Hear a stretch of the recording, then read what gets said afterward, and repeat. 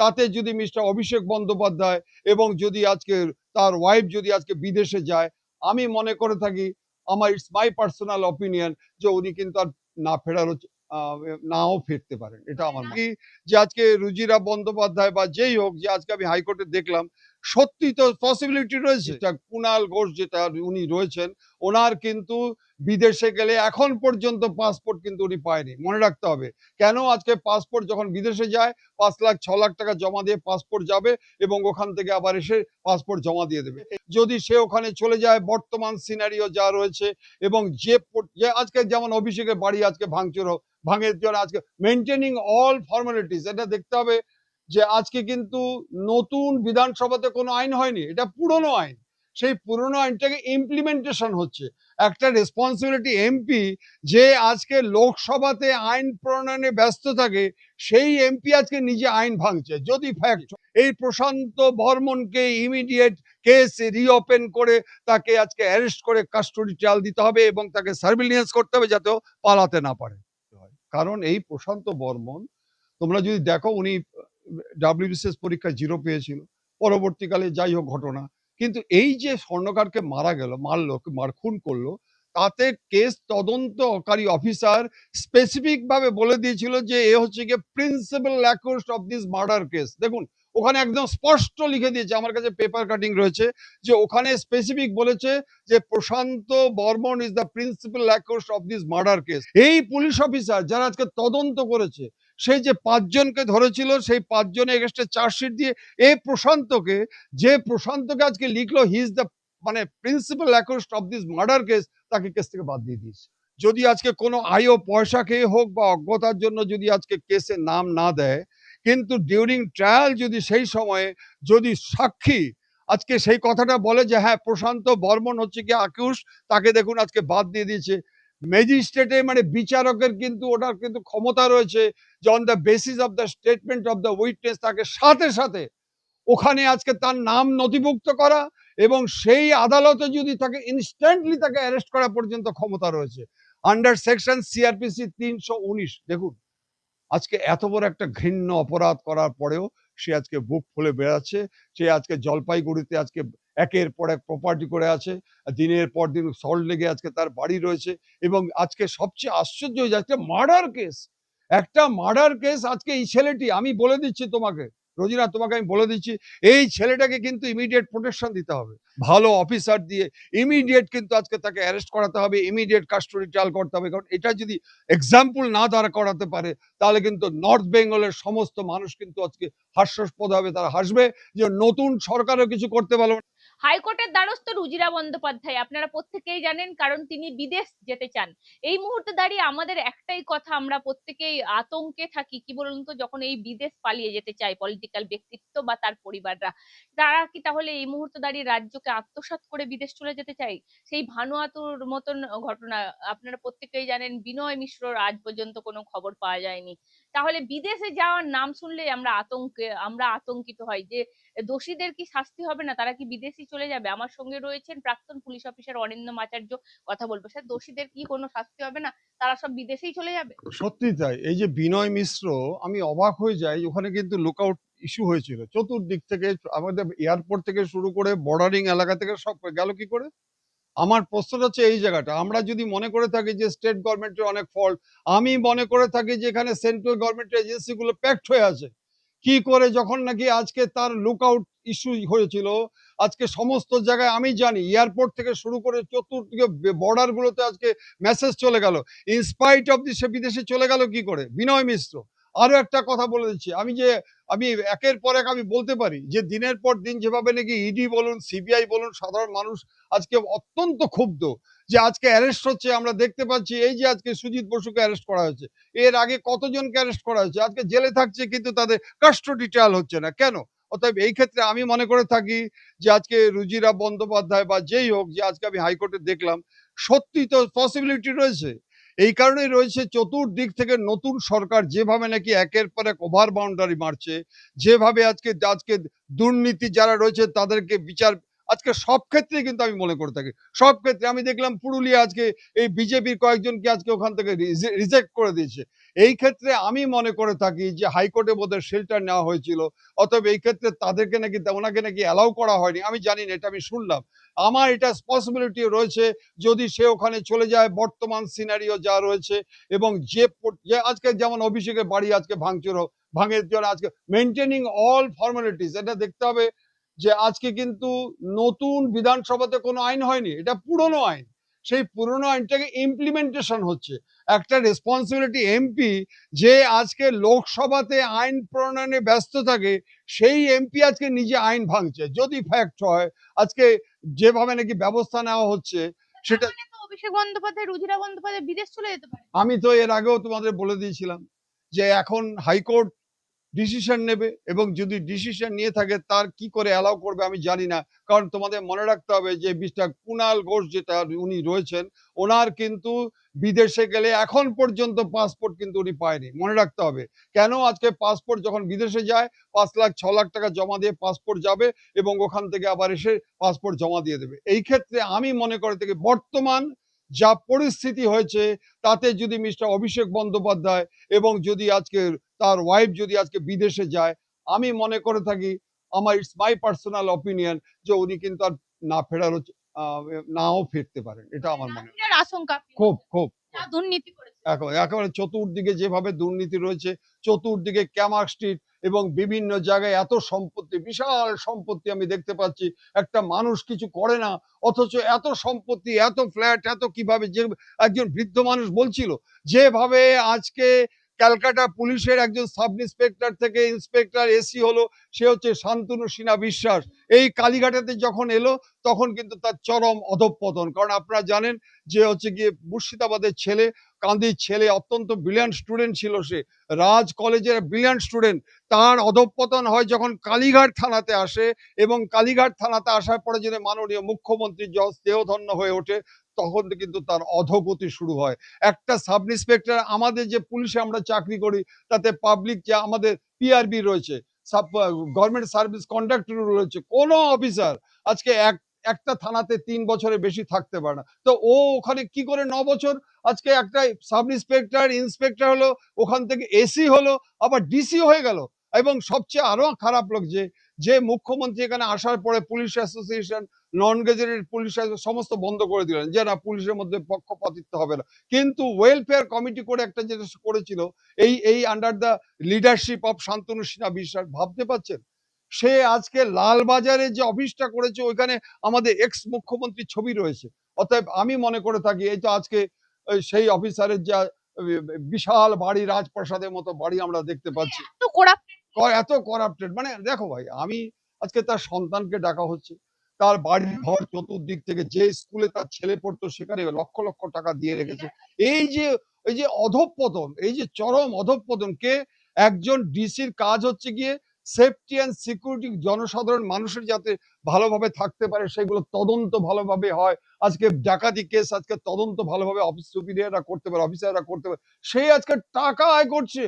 আজকে কার সাথে, আজকে সোনা পাপু না কি নাম, এই সমস্ত ক্রিমিনালদের সাথে যুক্ত হয়ে একজন বৃদ্ধ ভদ্রলোক কিভাবে কাঁদছিল যে আজকে তাকে থ্রেট করছে একজন ডিসি ডেকে যে আপনাকে জমিটা দিতে হবে আজকে। এই তো গেল কার্যত রুজিরা বন্দ্যোপাধ্যায়, অভিষেক বন্দ্যোপাধ্যায়ের ব্যাপার। কিন্তু যেভাবে দেখা যাচ্ছে প্রশান্ত বর্মন ছাড়া পেয়ে গেল, যিনি প্রতিবাদী যুবক, তিনি তো মৃত্যু আশঙ্কায় ভুগছে। কারণ এই প্রশান্ত বর্মন তো ভিন্ডিকটিভ, এর আচরণ তো ভিন্ডিকটিভ। দেখো ভাই, আমি তোমাকে আমি বলি, আমার কাছে খুব বিস্মিত হতে হয়। কারণ এই প্রশান্ত বর্মন, তোমরা যদি দেখো, উনি ডাব্লিউবিসিএস পরীক্ষায় 0 পেয়েছিল, পরবর্তীকালে যাই হোক ঘটনা।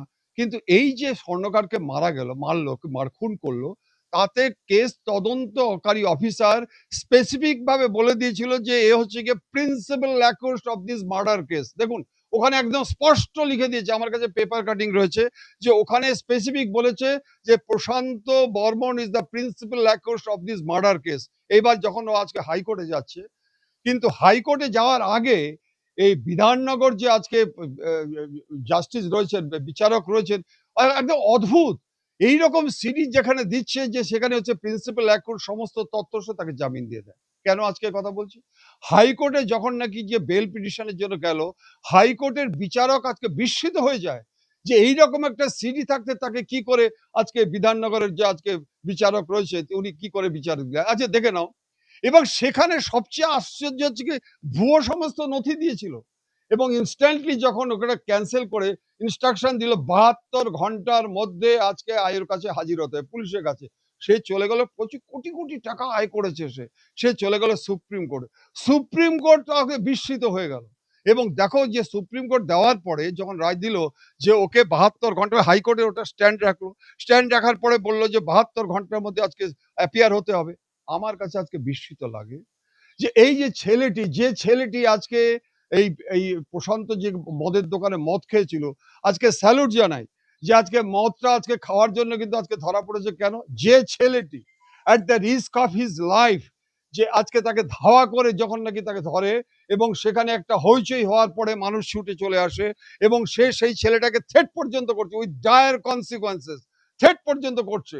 এবং আমার প্রশ্ন হচ্ছে কোনো পুলিশ অফিসার তো আজকে তাকে ধরতে পারলো না। আজকে তার এগেনস্টে যখন আজকে চার্জ হয়েছে, তার এগেনস্টে যখন আজকে পুলিশ দেখছে যে সে আজকে সবচেয়ে আশ্চর্য, দর্শকবৃন্দ আপনারা শুনে রাখুন, এই পুলিশ অফিসার যারা আজকে তদন্ত করেছে, সেই যে ৫ জনকে ধরেছিল সেই ৫ জনের এগেনস্টে চার্জশিট দিয়ে এই প্রশান্তকে, যে প্রশান্তকে আজকে লিখলো হি ইজ দ্য মানে principal accused of this murder case, তাকে কেস থেকে বাদ দিয়ে দিয়েছে। আপনি ভেবে দেখুন মানে এই পুলিশ অফিসার। এবার কি ঘটনাটা হয়েছে? ঘটনাটা আপনাদের একটু বলে দিই যে গত এই যে অ্যাক্সিডেন্টের ঘটনাটা হচ্ছে, এটা হচ্ছে গিয়ে বেলেবল সেকশন, রাশ ড্রাইভিং, বিভিন্ন জায়গা 237 এ সমস্ত দিয়ে এগুলো হচ্ছে বেলেবল অফেন্স। কিন্তু বেলেবল অফেন্স হওয়া সত্ত্বেও এখানে আইওর কোথায় ফল্ট হয়েছে? আমি হলে কি করতাম? টিআই প্যারেডে দেওয়া হয়েছিল, টেস্টিং প্যারেডে দেওয়া হয়েছিল যে এই যে ছেলেটা স্কুটার নিয়ে সে আজকে আইডেন্টিফাই করবে হি ইজ দ্য প্রশান্ত বর্মন, দেখুন দেয়নি। কেন? তাকে প্রথম থেকে কি করে এক্সকিউজ করবে, তাকে রিলিজ করাবার জন্য চিন্তা ভাবনা ছিল। এবার আপনি ছেড়ে দিন। আজকে যখন বিচারক দেখছে, একজন অন্য অ্যাডভোকেট যখন পয়েন্টটা তুলেছে, স্যার এই সেই প্রশান্ত বর্মন, সুপ্রিম কোর্টের অর্ডার অনুযায়ী তাকে আজকে পুলিশের কাছে হাজির হওয়ার কথা ছিল। দেখুন একজন বিচারক রাত ৮টা পর্যন্ত বসে আছে, সিডি নিয়ে আসেনি, কোনো কাগজপত্র নিয়ে আসেনি। কেন নিয়ে আসেনি জানেন? কারণ হচ্ছে যে আইও আজকে তাকে চার্জশিট থেকে নাম বাদ দিয়ে দিয়েছে, সে আজকে কোন মুখে আজকে বিচারকের কাছে হাজির হবে সেই সিডি নিয়ে? কারণ সে তো ওখান থেকে অ্যাকুইটেড হয়ে গেছে, কেস থেকে তো বাদই দিয়ে দিয়েছে। আপনাদের একটু বলে রাখি, সেকশন 319 তাতে কি আছে জানেন? তাতে রয়েছে হচ্ছে গিয়ে বিচারক যদি আজকে কোনো আইও পয়সা খেয়ে হোক বা অজ্ঞতার জন্য যদি আজকে কেসে নাম না দেয়, কিন্তু ডিউরিং ট্রায়াল যদি সেই সময়ে যদি সাক্ষী আজকে সেই কথাটা বলে যে হ্যাঁ প্রশান্ত বর্মন হচ্ছে কি আকিউস, তাকে দেখুন আজকে বাদ দিয়ে দিয়েছে। ম্যাজিস্ট্রেটে মানে বিচারকের কিন্তু ওটার কিন্তু ক্ষমতা রয়েছে যে on the basis of the statement of the witness তাকে সাথে সাথে ওখানে আজকে তার নাম নথিভুক্ত করা এবং সেই আদালতে যদি তাকে ইনস্ট্যান্টলি তাকে অ্যারেস্ট করা পর্যন্ত ক্ষমতা রয়েছে আন্ডার সেকশন সিআরপিসি ৩১৯। দেখুন আজকে এত বড় একটা ঘৃণ্য অপরাধ করার পরেও সে আজকে বুক ফুলে বেড়াচ্ছে। সে আজকে জলপাইগুড়িতে আজকে একের পর এক প্রপার্টি করে আছে, দিনের পর দিন সল্ট লেগে আজকে তার বাড়ি রয়েছে এবং আজকে সবচেয়ে আশ্চর্য হয়ে যাচ্ছে মার্ডার কেস, একটা মার্ডার কেস। আজকে এই ছেলেটি, আমি বলে দিচ্ছি তোমাকে রোজিনা, তোমাকে আমি বলে দিচ্ছি এই ছেলেটাকে কিন্তু ইমিডিয়েট প্রোটেকশন দিতে হবে। কারণ যদি আজকে প্রোটেকশন না দেয়, ওর যা ক্ষমতা, এই প্রতিবাদী যুবকটিকে, একজন কি শেখ না কি নাম, শাকিল, শাকিল ভাই তোমাকে স্যালুট জানাই। তুমি যে কাজ করেছো at the risk of his life, তুমি জানতে পারতে না, তুমি মানবিকতার দিক থেকে একটা ছেলেকে অ্যাক্সিডেন্ট করে পালাচ্ছে তাকে আজকে ছুটে গিয়ে ধরেছো, কিন্তু তুমি জানতে না যে এই সেই হচ্ছে কুলাঙ্গার। তুমি জানতে না এই হচ্ছে পূর্বতন আজকে মানে সরকারের নয়নের মণি। এই যে আজকে তুমি কাজটা করেছো, তোমাকে 1000 থ্যাঙ্কস জানাই, তুমি করেছো। কিন্তু আমি পুরস্কার আমি আমি বলেছি অনেক জায়গায় যে ওকে আজকে অ্যাওয়ার্ড দেওয়া দরকার।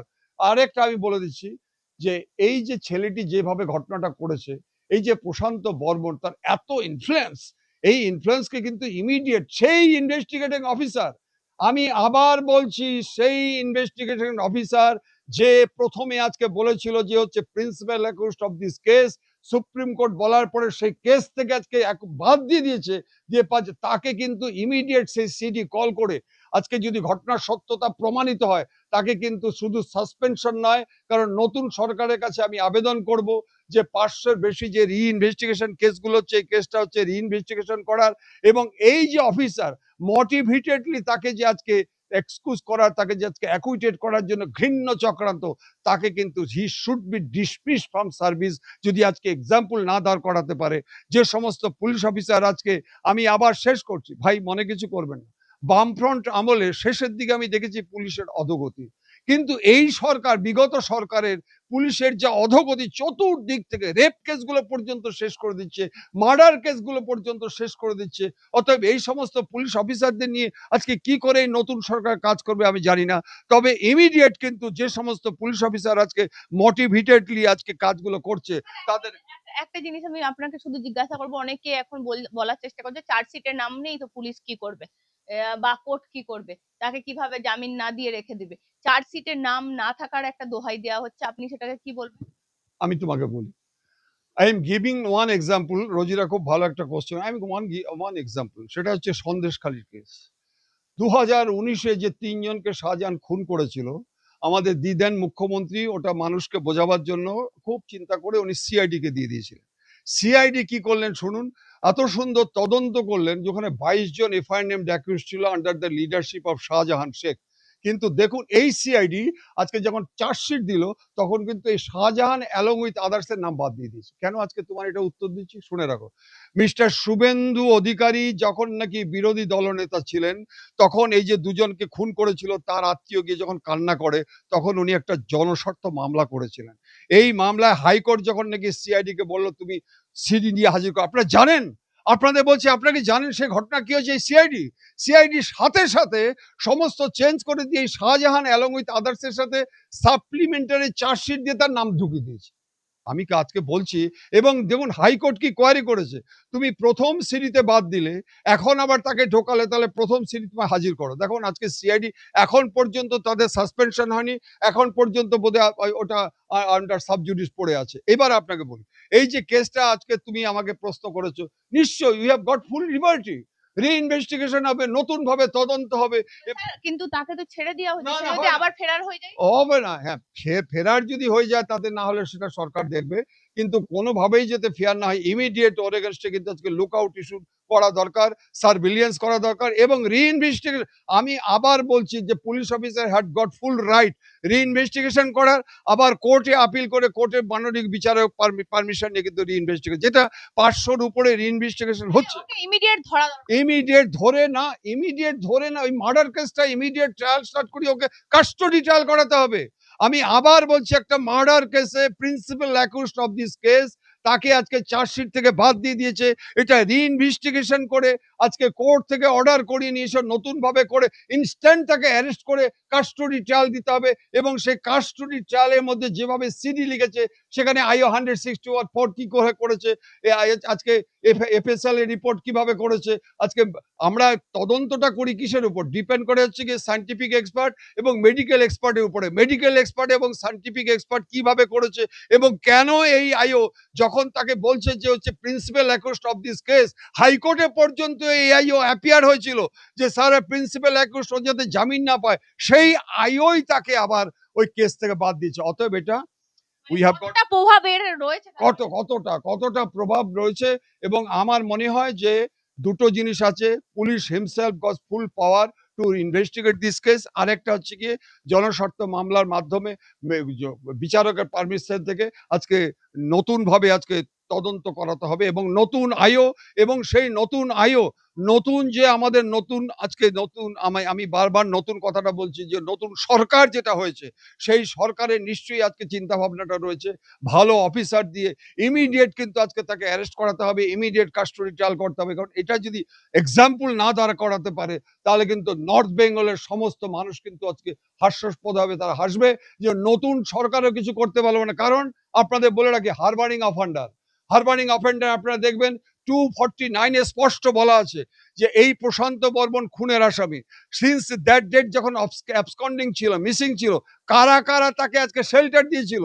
যদি তারা শেল্টার দিয়ে থাকে, তাহলে আমাদের ভারতীয় ন্যায় সংহিতা আজকে দেখুন যে সেকশনটা বললাম 249-এ আপনি দেখুন স্পষ্ট রয়েছে যে তাদের কিন্তু হারবারিং offender knowing fully well he is the accused of this murder case, তাহলে তারও এগেনস্টে কিন্তু আজকে 5 বছর 7 বছর জেল হবে। অতএব আমি মনে করে থাকি যে সোল ডিমান্ডস অলওয়েজ জাস্টিস। যে সন্তানটা মারা গেছে ওনার একমাত্র সন্তান উনি আজকে পথে পথে ঘুরে বেড়াচ্ছে জাস্টিসের জন্য। আমি দৃঢ় বিশ্বাস আমার নতুন যে সরকার এসছেন সেই সরকার নিশ্চয়ই জাস্টিস দেবে। এবং আমি আবার মনে করি, আবার বলছি, এই প্রশান্ত বর্মনকে ইমিডিয়েট কেস রিওপেন করে তাকে আজকে অ্যারেস্ট করে কাস্টডি ট্রায়াল দিতে হবে এবং তাকে সার্ভিলিয়েন্স করতে হবে যাতে ও পালাতে না পারে।